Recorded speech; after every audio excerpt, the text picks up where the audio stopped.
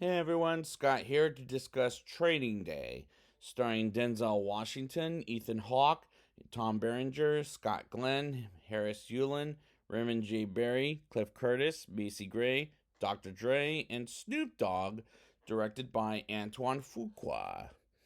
Now, before I get into this movie, I have seen this movie before, but not in theaters. And what do I remember about it? Not a damn thing. So, except for maybe the ending and Denzel's best performance since Glory, which I'll talk about that. Let's get into the movie. Daytime comes in Los Angeles, California, and we meet Jake Hoyt, played by Ethan Hawke, waking up with his wife and little girl as he gets ready for his first day as a narcotics police officer, as his partner Alonzo, played by Oscar winner for the second time for this performance, Denzel Washington, as this is his second Oscar winning performance, calling Jake to be prepared for his training day, and as he meets up with Alonzo at a diner and he tells him a story about college days and how he hooked up with a girlfriend named Debbie. And the dialogue between the two of is tremendous as Denzel is giving a great performance since Glory. That's the first movie he won the first time the Oscar for, I think it was Best Actor, if memory serves me right, which I have seen one time in my life, but I don't remember it very well. And that is a great movie, despite I can't remember a damn thing about it either. And Ethan Hawke do a great job in this movie, as well as I like both of these characters, but the script gets twisted by the end of the movie, and you'll see why when we get there, which was a smart choice.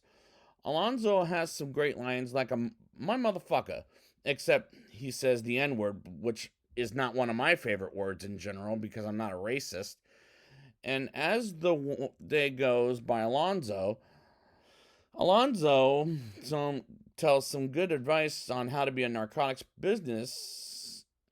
As this script is fun for the first hour and a half, and then we get the last 30 minutes of the movie and it becomes a downer, and I will get there when I get there, but I'll get there. Director Antoine Fuqua does a good job at shooting this movie like any other day, as well as the script does a good job, as this movie is taking place one day, at showing us, the audience, what a rough neighborhood LA can be at times, as there's a bunch of scary people in that city. Alonzo tells Jake to smoke some weed, and he says no, as Alonzo points out a gun at Jake and forced him to smoke the weed, which is not something cops are supposed to do unless they're crooked. Meanwhile, Jake sees some weird ass shit thanks to the cocaine, or the weed, I should say, and it makes me think Alonzo's a crooked cop. And this makes us, the audience, think this motherfucker's up to no good. And this is a smart script right off the bat. Alonzo brings Jake to his boy Roger's place, and Roger, played by Scott Glenn, gives them both a drink. And I do like the character Scott Glenn plays for what little he does in this movie, as he's great to watch. There's a lot of great advice about being a narcotics officer. For example, a girl named Letty is being attacked by and raped by a couple of homeless people, and Jake stops it while getting beat up and rolled them over. And Alonzo advises to kill them while Jake wants them off the streets, and Alonzo briefly releases them by punching him in the stomach. And the way Alonzo shows him how brutal being cops can be, and no wonder he's a crooked cop, and it's obviously telling us slowly but surely. And they will get back to Letty later in the film, might I add. Jake is pissed about the fact that Alonzo let the two homeless men go and tells him about protecting the sheep from the wolves, and tells Jake he did the right thing while he got his ass kicked. And the dialogue is great to listen to, in my opinion.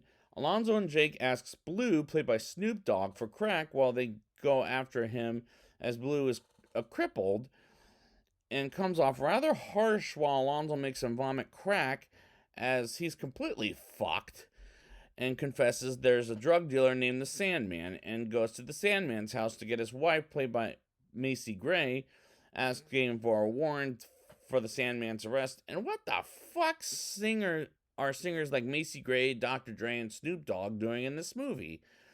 Is what I want to know. as they're not the best actors in my opinion, but when they search the house in a bad neighborhood, they get shot at and Alonzo shoots back and they drive away, and the movie is violent for sure, but it's a cop movie. Of course it's going to be like that. So I'll accept that at this point.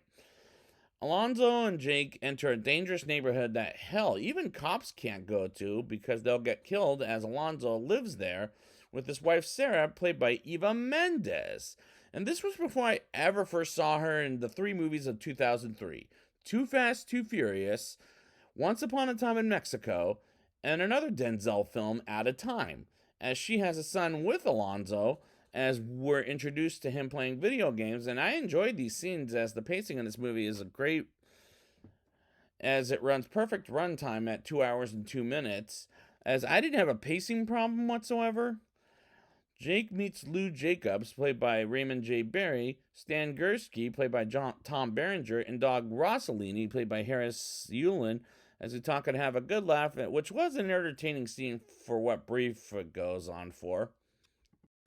Jake joins Alonzo with his team to discuss the plan, and next scene you know, they get to Roger's place, and they kill him in a brutal way possible. And I will miss Scott Glenn for the rest of the movie, as I really did like the character, as he was $250,000 hidden, has it in the wall. And whenever I see that in a smart movie, it's clever as hell. Alonzo shoots his partners for evidence reasons, and everyone puts blame on Jake as they get outside, as Jake feels guilty about Roger's death, and he refuses to take any of the money from Roger for the narcotics team. And Alonzo tries to reason with Jake about how the game works, and these are great scenes in my opinion. Nighttime comes, and when Alonzo and Jake come to the house of some drug dealer Smiley, played by Cliff Curtis, along with Sniper and Marino and another guy whom I can't remember the name of, as they played cards. As this scene is intense, that I was scared for Jake at this point, because Alonzo abandons him, and this is to the point in the movie is telling me it's going to be a downer. Alonzo is on the bad side of the law, and that was a good revealing scene in my opinion. The gangsters take Jake to a bathtub as he tries to escape and point a gun at him, as he says he has a family, and they see Letty's wallet. Remember Letty from earlier in the film when she was attacked by some homeless people? Well, she's Smiley's cousin, as they let Jake go because he saved her life earlier in the movie, which is a memorable scene. Jake takes the bus to Alonzo's place with Sarah, and the neighborhood of the African American gangsters gain up on him, and they say to him they got his back. Well, they say that later, but whatever.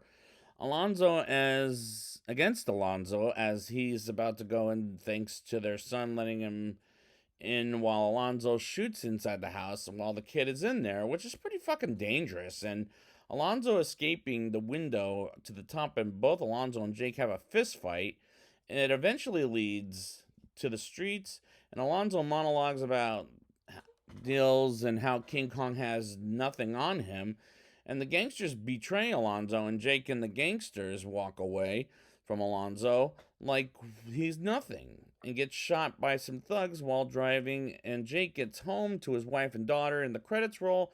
And this climax was a downer, but at the same time very fucking intense. I would never want to be a cop. No offense to the officers out there. Thank you for your service. Believe me, I'm not gonna lie there. Now it's time for my rating. I'll give this movie a 8.1 out of 10. I like the characters, as Ethan Hawke does a great job, but Denzel does a tremendous job, as he's a very scary character despite he's supposed to be a cop. And Scott Glenn is great to watch while the shots look like every day in LA, and the script makes it look dangerous, and I really like that about the movie. There's some good advice about being a cop, while the way Alonzo does it in the most brutal way possible, slowly but surely. And the script is well written, as if you want to be a cop, don't end up like Alonzo, as the movie is violent for sure, but it's a cop movie, so I went along with it. And this was at times rough to watch, but I accept that as it is. It has a perfect length of a runtime of 2 hours and 2 minutes. And I didn't find any pacing problems with this movie whatsoever, as the movie did entertain me, as this is a solid recommendation. So I'd like to thank you guys for joining me, and next time we'll be back with Tears of the Sun. And until then, King Kong ain't got shit on me.